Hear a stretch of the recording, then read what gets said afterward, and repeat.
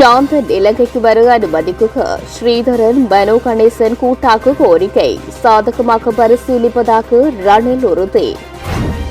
வாழ்நாள் பேராசிரியரானார் பரம புஷ்பரத்னம். யாழ்ப்பாண சிறைச்சாலையில் நாளைய தினம் 22 கைதிகள் விடுதலை.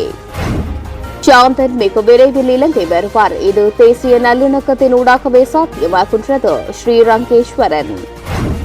முன்னாள் சுகாதார அமைச்சர் கெகலிய ரம்புக்வெலவை கைது செய்தமை வரவேற்கத்தக்கது. அடக்குமுறைகளுக்கு எதிரான ஜனநாயக அமைப்பின் தலைவர் மு தம்பிராசா தெரிவிப்பு. முல்லைத்தீவில் கடலினை பிடித்து தனியாரால் மீனவர்களின் தொழில் பாதிப்பு. தமிழரசு கட்சியையும் இணைத்துக் கொண்டு பொது சின்னத்தில் ஒன்றிணைத்து செயற்பட தயார், செல்வம் அடைக்கலநாதன் தெரிவிப்பு. சுதந்திர தினத்தை கரிநாளாக பிரகடனப்படுத்தி பாரிய போராட்டம், விக்னேஸ்வரன் விடுத்துள்ள கோரிக்கை.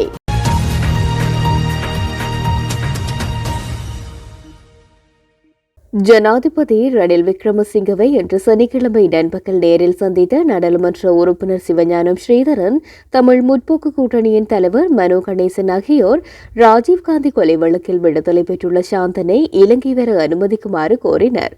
இக்கோரிக்கையை சாதகமாக பரிசீலித்து சாந்தன் இலங்கை வந்து தன்னுடைய வயதான தாயாரை சந்திக்கும் வாய்ப்பை ஏற்படுத்தி தருவதாக ஜனாதிபதி உறுதியளித்துள்ளார். இது தொடர்பான அடுத்த கட்ட நடவடிக்கைகளை மேற்கொள்ளுமாறு தேசிய பாதுகாப்பு ஜனாதிபதி ஆலோசகர் சாகல ரத்நாயக்கவுக்கு சந்திப்பின் போது ஜனாதிபதி பணிப்புரை விடுத்துள்ளார். சாந்தனின் தாயாரின் கோரிக்கை கடிதம் மற்றும் மேலதிக தகவல்களை தருமாறு ஜனாதிபதி ஸ்ரீதரன் எம்பியிடம் கோரியுள்ளார். இந்தியாவின் முன்னாள் பிரதமர் ராஜீவ்காந்தி கொலை வழக்கில் விடுதலை செய்யப்பட்ட சாந்தன் இலங்கை பாதுகாப்பு அமைச்சின் அனுமதி இல்லாமையினால் தடுத்து வைக்கப்பட்டுள்ளமை குறிப்பிடத்தக்கது. யாழ்ப்பாண பல்கலைக்கழக வரலாற்றுத்துறை பேராசிரியர் பரமு புஷ்பரட்னம் வாழ்நாள் பேராசிரியராக தரம் உயர்த்தப்பட்டுள்ளார்.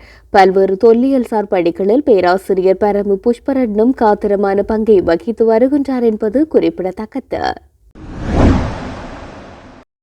இமாலய பிரகடனம் சிங்கள அரசுக்கு துணை போகும் செயற்பாடாகவும் போர்க்குற்றவாளிகளுக்கு ஆதரவாகவும் அரசுக்கு துணை போகும் வகையில் குற்றவாளிகளை பொறுப்புக்கூறலில் இருந்து விடுவிக்கும் வகையில் செயற்படுவதாக குறிப்பிடப்படும் அனைத்தும் உண்மைக்கு புறம்பானவை எனவும் இமாலய பிரகடனம் அரசுடன் செய்து கொண்ட உடன்படிக்கை அல்ல எனவும் அது இலங்கை அரசியலை தீர்மானிக்கும் மக்களை ஒரு பாதையில் ஒருங்கிணைக்கும் முயற்சி என கனேடிய தமிழ் பேரவை தெரிவித்திருக்கின்றது.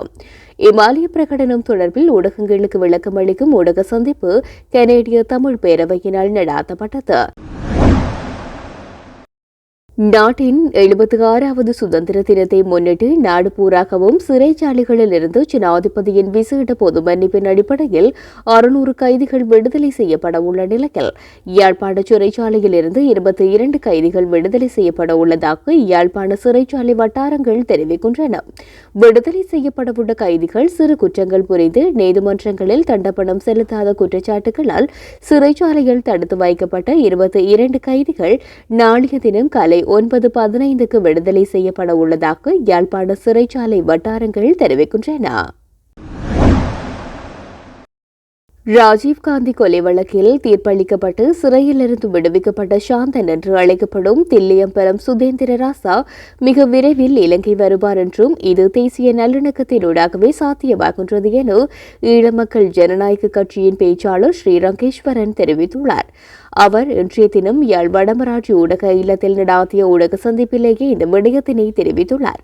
அவர் மேலும் தெரிவிக்கையில், பாரத பிரதமர் ராஜீவ்காந்தியினுடைய கொலை வழக்கில் கைது செய்யப்பட்டு இந்திய உச்சநீதிமன்றத்தினால் விடுவிக்கப்பட்டிருக்கின்ற சாந்தன் என்று அழைக்கப்படுகிற தில்லியம்பலம் சுதேந்திர ராஜா அவர்களுடைய இலங்கை வருவது தொடர்பாக ஊடகங்களிலே பல்வேறு கருத்துக்கள் நிலை வருகின்றன. உண்மையில் அவரை இலங்கைக்கு வருவதற்கு அவருடைய பெற்றோர்கள் எங்களுடைய கட்சியினுடைய தலைவரும் கடத்துள்ள அமைச்சருமான டக்ளஸ் தேவானந்தா அவர்களிடம் அணுகி எங்களுடைய மகனை இலங்கைக்கு அழைத்து வருவதில் உள்ள தடைகள், பாதுகாப்பு தரப்படுகின்ற அனுமதிகளை பெற்றுத்தருமாறு கோரியிருந்திருக்கின்றார்கள். உண்மையிலே நாங்கள்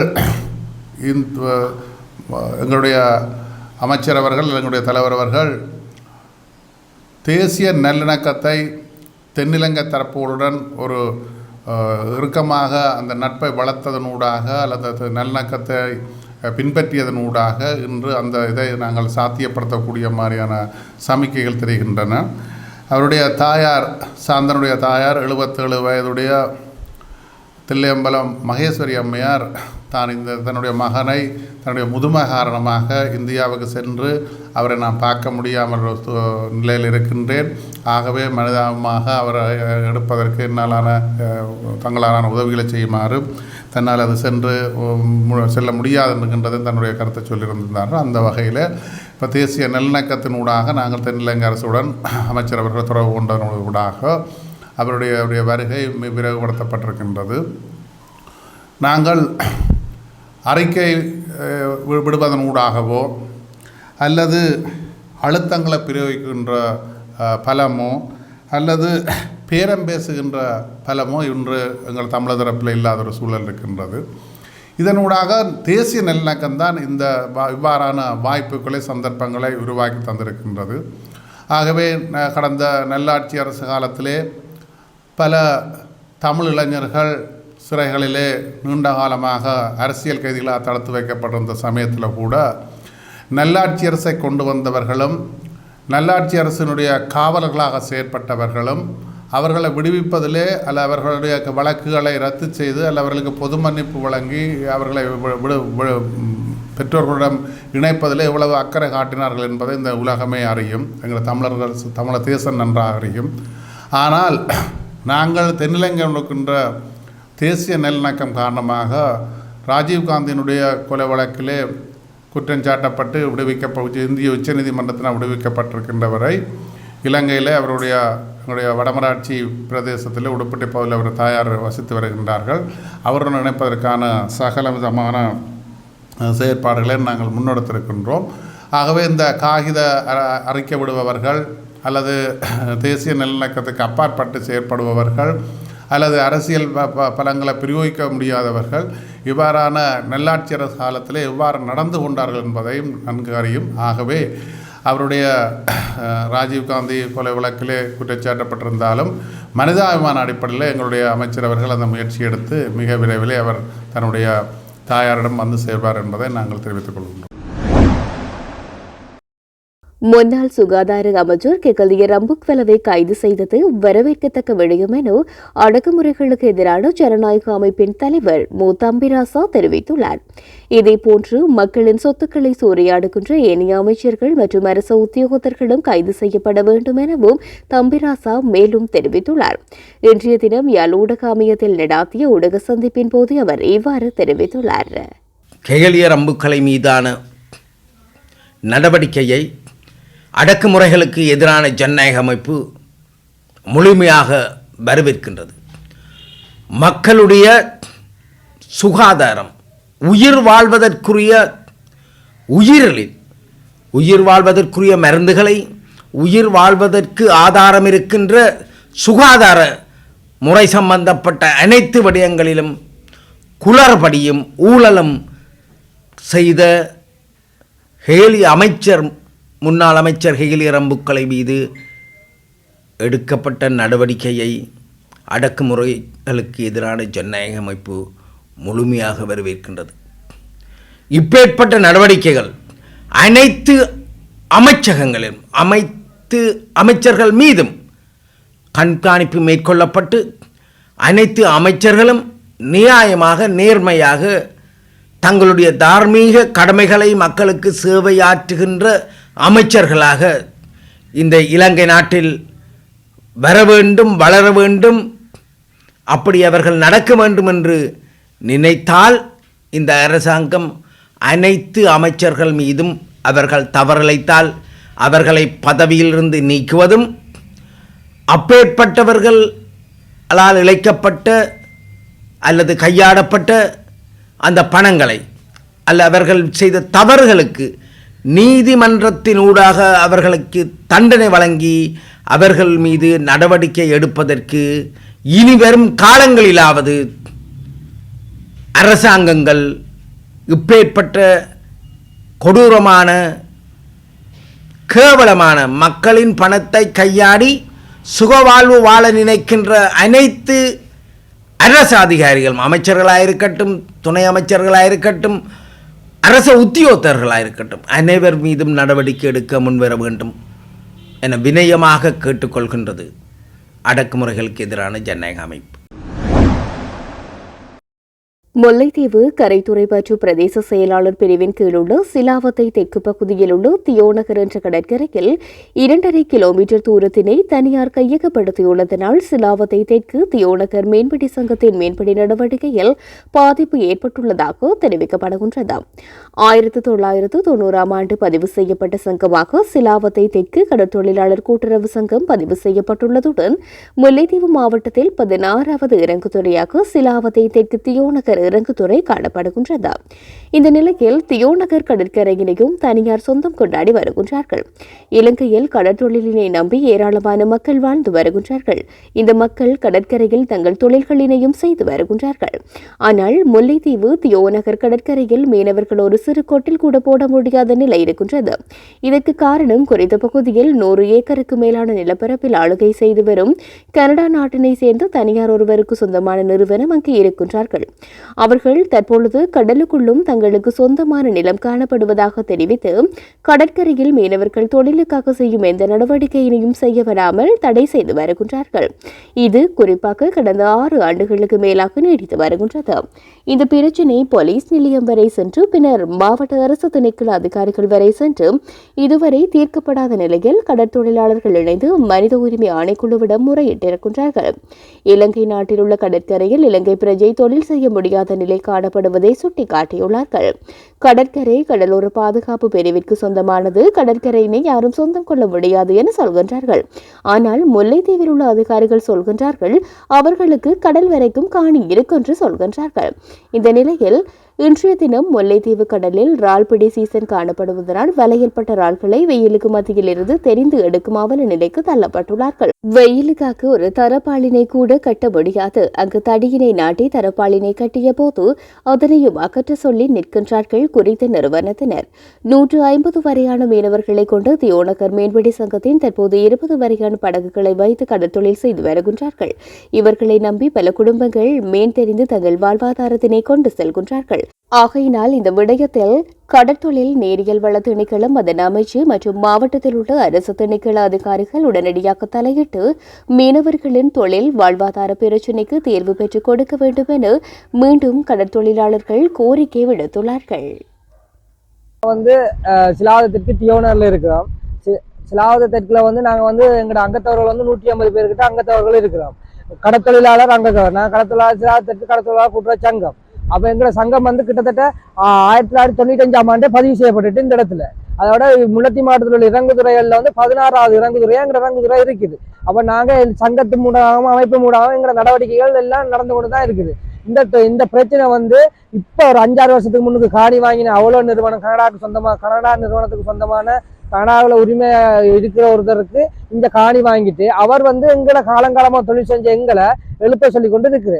ஆனா இதுவரைக்கும் அந்த பொஸ் எங்களோட கழிச்ச மாதிரி இல்லை. அதுல இருக்க முகாமையாளர் கேதீஸ்வரன் சொல்லி அவர் தான் எழுப்புறதும் கொள்றதும், நாய வீட்டுக்குள்ள ஆக்களை கறிக்க விடுறது, இதுக்குள்ள போற ஆக்களை வீச்சுகளை வீசுற ஆக்களை ஏழ்கின்ற ஆக்களை நிப்பாட்டுறது, ஆக்களை கேமரா வச்சு படம் எடுக்கிறது, இதுக்குரிய ஆதாரங்கள் போட்டோ மூலம் எங்கள்கிட்ட இருக்குது.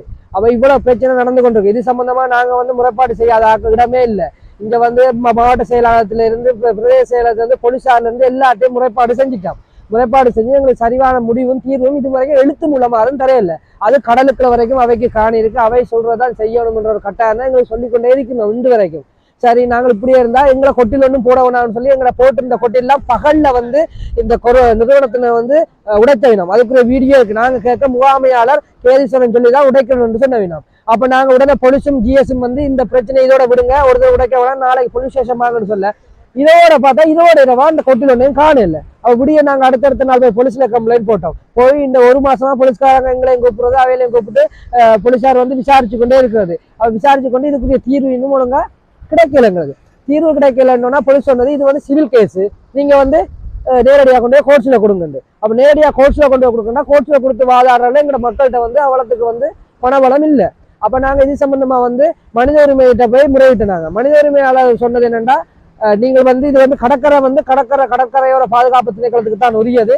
அது கடற்கரை வந்து ஆருக்குமே சொந்தம் கொண்ட இடையிலாண்டு. ஆனா இங்க உள்ள அதிகாரிகள் சொல்றாங்க கடல் வரைக்கும் அவைக்கு காணி இருக்குது. இப்ப இந்த கடற்கரை கொட்டில எல்லாம் புடிங்கதும் இல்லாம இப்ப ரால் பெட்டு கொண்டிருக்கு. ரால் சீசன் எல்லாருக்கும் தெரியும். எங்க மக்கள் வந்து தொழிலுக்கு போயிட்டு வந்து ரால் பட்ட வலைய வெயில்ல வச்சு தட்ட இல்லாது. அப்ப நாங்க என்ன செஞ்சாங்க, ஒரு சின்ன ஒரு 2 தடி அடிச்சு தரப்பால் மட்டும் கட்டினாங்க. அந்த முகாமையாளர் கேதீஸ்வரன் வந்து இதுல வந்து தரப்பால புடுங்க அப்படி இப்படின்னு சொல்ல இந்த கால் இல்லாத அண்ணோட போட்டு உண்மையாவருக்கு கால் இல்லாத அண்ணோட தொழில் வந்து அவருக்கு வந்து 3 பிள்ளைகள் இருக்குது. அவர் வந்து இந்த தொழில் செய்யறதுக்காக ஒரு சின்ன ஒரு தரப்பால் மாதிரி கொட்டில போட்டதுக்கு அவையில வந்து உடனே வந்து சொல்றீங்க என்னன்னா, உடனே புடுங்கு நீ புடுங்க உண்மையா போட சொன்னது புடுங்குன்னு சொல்றேன். புடுங்குன்னு சொல்றதாக கேட்க போன அவர்கிட்ட மனைவிக்கு வந்து நீ மூடு அப்படின்னு சொல்லி தகாத வார்த்தையால பேசுறேன். அப்ப அவர் என்ன சொல்றேன்னா, நாங்கள் போல கோடிக்கணக்கில் செலவழிச்சு போனிக்கிறோம், உங்களோட 5 லட்சம் 10 லட்சம் ஓட்ட போட்டுகளை வச்சு தொழில் செய்யறதுக்காக நாங்கள் வச்சுக்க மாட்டோம். அப்ப நாங்க காலங்காலமா தொழில் செஞ்சாக்கள் எங்க போறது? இந்த சுற்றுலா மையம்ன்றது உண்மையா ஒரு பொழுதுபோக்குக்காக உருவாக்கணும் உண்டு. அது முக்கியமா இல்ல 10-15 வருஷமா 50-60 வருஷமா தொழில் செஞ்சு கொண்டிருக்க மக்களோட ஜீவனோபாயமான அடிப்படையான கடத்தொழில் முக்கியமா. ஆனா இந்த சுற்றுலா துறைக்காக இது காசு உள்ளவன் தான் வந்து பார்க்க போறோம். அதுவும் இதுல லாபம் முழுக்க ஒருத்தருக்கு தான் போகுது. காசு வச்சிருக்க ஒருத்தருக்கு, பணம் வச்சிருக்க ஒருத்தருக்கு மீண்டும் மனம் தரப்போம். இந்த மக்கள் பசிக்காக தான் தொழில் செய்யறீங்க. அப்ப பசிக்காக தொழில் செய்யற தொழில ஒரு 20-30 போட்டுகள் தொழில் செய்து அதை நம்பி வளர்த்தி ஏறக்கிண்டே பீச்சு வளர்ந்து சொல்லி 100 குடும்பத்துக்கு மேல இதை நம்பி வாழ்ற குடும்பத்துல வாழ்வாதாரத்தை அளிக்கலாம். இந்த மக்கள் வந்து சொத்துக்கு மேல சொத்தை சேர்க்கறதுக்காக இந்த மக்கள் வந்து உழைக்கல, சாப்பாட்டுக்கு அண்ணன் ஜீவனோபாயத்துக்கு தான் உழைக்கணும். ஆனா அவருக்கு வந்து மேலதிகமான சொத்து இருந்தும் அவர் அதுக்கு மேல சொத்து சம்பாதிக்கிறதுக்காக பணம் படைச்சவர்கள் பணத்தை சம்பாதிக்கிறதுக்காக தான் இந்த திட்டத்துக்காக என்கிற மக்களோட வாழ்வாதாரத்தையும் தொழிலையும் அளிக்கிற நோக்கத்தோட அதிகார பலத்தோட எங்களை இந்த செயலும் செய்ய விடுறது இல்லை. உடனே போலீஸுக்கு கூப்பிட்டு ஒரு கலைச்சிட்டம் கிட்டத்தட்ட ஒரு வருஷத்துக்கு போன வருஷம் மட்டும் போலீஸுக்கு மட்டும் ஒரு 30-40-50 மேல போயிட்டு இருப்போம். இந்த வருஷம் பிறந்ததுக்கு ஒரு 10 தரம் போயிட்டு இந்த வருஷம் பிறந்ததுக்கு சும்மா நான் கை செஞ்சா போலீஸை கூப்பிட்டு உடனே போலீஸ் உங்களால் போக சொன்னது நீங்க நிப்பாட்டுங்க அவையில் சொன்னோன்னா சரி சார் நாங்க வரோம். திரும்பி எங்களுக்கு உடனே அப்படிதான் தென்னமுலையில குழந்தை போட்டுக்குள்ள வச்சிருக்காங்க. சரி நாங்களும் அதை விட்டுட்டோம். எங்களை கொட்டில எல்லாம் 20 ரூபா பிடிங்கிட்டாங்க. சரி நாங்களும் பொறுத்து எந்த பிரச்சனைக்குமே போறதில்லை. போகாம இருந்திருந்தா இப்ப இதுல ஒரு 4 தடி போட்டு இந்த தரப்பால வந்து கட்டினதுக்கு இந்த பொம்பளையிலையும் வந்து பேசி இப்படி செஞ்சா நாங்கள எங்க போறது? அப்ப நாங்கள் எந்த அவையில் இவ்வளவு பெரிய காணியதுக்குள்ள வச்சிருக்கிறோம். நாங்க ஒரு 15 ரூபா போனா குறைஞ்சது ஒரு 100 மீட்டர் தான் நாங்க இதுக்கு வந்து தொழில் செய்யறோம். சரியா? இந்த தனியார் நிறுவனம் வந்து கனடால இருக்கிற அங்க இருக்கிற ஒருவர் தானே இந்த தனியார் நிறுவனத்துக்கு உரிமையாளர். இவர் கிட்டத்தட்ட 100-110 ஏக்கருக்கு மேல காணியை வச்சுக்கொண்டு நாங்கள் இதுல ஒரு 15-20 போட்டு ஒரு 100 மீட்டருக்குள்ளதான் தொழில் செய்யறோம். அதை எங்களை கிளப்புறதுக்கு எங்களை வந்து இதுல இருந்து அப்புறப்படுத்துறதுக்கு செய்யறேன். நாங்க இந்த நாட்டு மக்களா இல்ல கனடால இருக்கிற இந்த நாட்டு மக்களா? அவருக்கு ஆடம்பர தேவைக்கு விளைக்கலாம், நாங்க அடிப்படை தேவைக்கு விளைக்கலாது. அப்ப நாங்க என்ன செய்யறது? நாங்க எங்க போய் முறையிடுறது? கடைசியாக்கி மனித உரிமை ஆணைக்குள்ள போய் முறையிட்டு இருக்கோம். அதுல இருந்து வர தீர்வை வச்சு எதிர்பார்த்து கொண்டு இருக்கோம். அதுக்கிடையில இப்படி எங்களை மக்களை வந்து ஒரு போலீஸுக்கு அனுப்புறது அங்கங்கன்னு ஒரே பிரச்சனையா இருக்கு. இதுக்குரிய தீர்வை உண்மையாவே இந்த மக்கள் முன்வைக்கிறதா எங்களுக்கு வந்து மிகப்பெரிய ஒரு மக்களால வர கிடைக்கப்படுற நியாயத்தை தான் நாங்க தேடி நிற்கிறோம். தரமற்ற மருந்து கொள்வனவு விவகாரத்தில் கைது செய்யப்பட்டு முன்னாள் சுகாதார அமைச்சர் கெகலிய ரம்புக்வெலவை பிப்ரவரி 15ஆம் தேதி வரை விளக்கமறியலில் வைக்க மாளிகாகந்த நீதவான் நீதிமன்றம் உத்தரவிட்டது.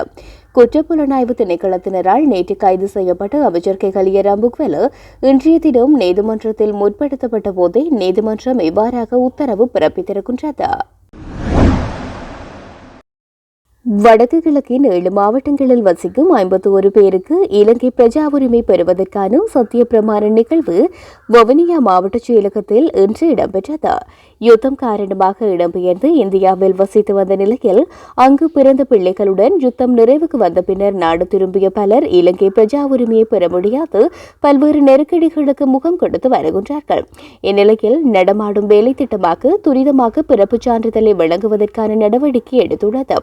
அந்த வகையில் வவுனியா, மன்னார், முல்லைத்தீவு, கிளிநொச்சி, யாழ்ப்பாணம், மட்டக்களப்பு, திருகோணமலை ஆகிய வடக்கு கிழக்கு மாவட்டங்களை சேர்ந்து 51 பேருக்கு பிரஜா உரிமை மற்றும் பிறப்புச் சான்றிதழ் பெற்றுக் கொடுப்பதற்கான நடவடிக்கையை மேற்கொண்டுள்ள நிலையில் அதன் ஒரு கட்டமாக இலங்கை பிரஜை என குடிவரவு குடியகல்வு திணைக்கள அதிகாரிகள் முன்னிலையில் சத்திய பிரமாணம் செய்து கையொப்பமிடும் நிகழ்வு இடம்பெற்றது.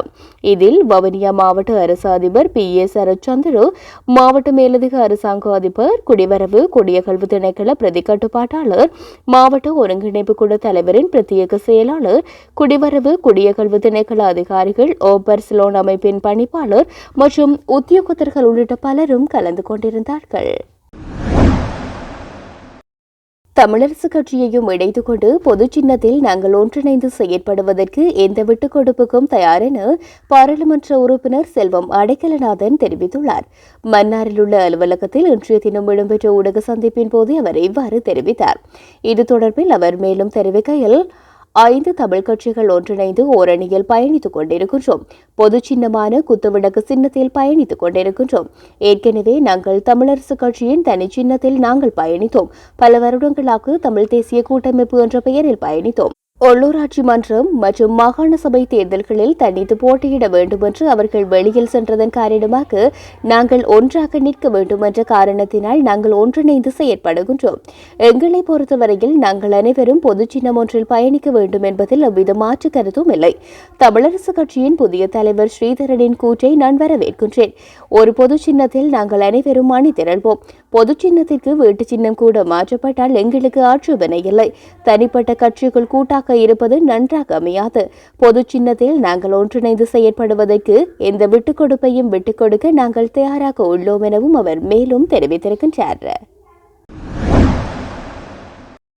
யாழ்ப்பாண பல்கலைக்கழக மாணவர் ஒன்றியம் பிப்ரவரி 4ஆம் தேதியினை கரிநாள் என பிரகடனப்படுத்தி கிளிநொச்சி நகரில் முன்னெடுக்கப்படவுள்ள போராட்டத்திற்கும் பேரணிக்கும் தமிழ் மக்கள் கூட்டணி தனது பூரண ஆதரவினை தெரிவித்துள்ளது. இது தொடர்பில் அக்கட்சியின் செயலாளர் நாயகமும் நாடாளுமன்ற உறுப்பினருமான காவி விக்னேஸ்வரன் ஊடகங்களுக்கு அனுப்பி வைத்துள்ள செய்திக்குறிப்பில் இவ்விடயம் தெரிவிக்கப்பட்டுள்ளது. அந்த செய்திக்குறிப்பில் 1948ஆம் ஆண்டு பிப்ரவரி 4ஆம் தேதியானது ஒற்றையாட்சி என்ற வெறிச்சத்தின் கீழ் அதிகாரம் முழுவதையும் பெரும்பான்மை சிங்களவரிடம் கொடுத்து மதம், மொழி, இனம் போன்ற பேரினவாத கொள்கைகளை சிறுபான்மை இனத்தின் மீது மக்கள் தொகை பலத்தின் மூலம் பெரும்பான்மை சிங்கள மக்கள் திணிக்க ஏதுவாக விட்டுச் சென்றனர். இவ்வாறு அதிகாரம் சிங்கள பெரும்பான்மையாளர்களிடம் கையளிக்கப்பட்ட பிறகு அதன் கோரமுகம் தெரிய ஆரம்பித்தது. இங்கிலாந்தின் காலனித்துவத்திலிருந்து இலங்கை விடுபட்ட பின்னர் மாறி மாறி ஆட்சி வறிய சிங்கள பௌத்த பேரினவாத அரசுகள் தமிழ் மக்களை அடக்கி இனப்படுகொலை செய்து அவர்களின் பாரம்பரிய நிலங்களை எவ்வாறு அபகரிக்கலாம் என்று சிந்தித்து செயலாற்றினர். அதற்கு சிங்கள படையினர் துணையாக நின்றனர். அதன் நீட்சியாக இன்றும் தமிழர்களுக்கு எதிரான கட்டமைப்பு சார் இனப்படுகொலை பல்வேறு வடிவங்களில் தொடர்கின்றன. தமிழர் தாயக பிரதேசங்களில் அவர்களின் இருப்பினை இல்லாதொழிக்கும் நோக்குடன் தமிழர்களின் பாரம்பரிய நிலங்கள் மிக நுட்பமான முறையில் பறித்தெடுக்கப்பட்டு சிங்கள குடியேற்றங்களும் பௌத்தமயமாக்கல்களும் மிக தாராளமாக நடைபெறுகின்றன. அதே நேரம் தமிழர்களை பொருளாதார ரீதியில் நலிவடைய செய்யும் நோக்குடன் மட்டக்களப்பு மேய்ச்சல் தரையினை அத்துமீறி அபகரித்தல், எமது கடல் வளங்களை சுரண்டுதல் போன்ற பல அடக்குமுறைகள் தொடர்கின்றன. இந்நிலையில் தமிழ் மக்கள் மீது கட்டவிழ்த்து விடப்பட்டுள்ள இக்கட்டமைப்பு சார் இனப்படுகொலைகளுக்கு தீர்வு காணும் வகையில் நியாயமான கோரிக்கைகளை முன்வைத்து யாழ் பல்கலைக்கழக சமூகம் முன்னெடுக்கின்ற இப்போராட்டத்திற்கு நாம் பூரண ஆதரவினை தெரிவிப்பதோடு அனைத்து தரப்பினர்களும் இப்பேரணியில் கலந்து கொள்ளுமாறும் அன்போடும் உரிமையோடும் அழைக்கின்றோம் என்றுள்ளது.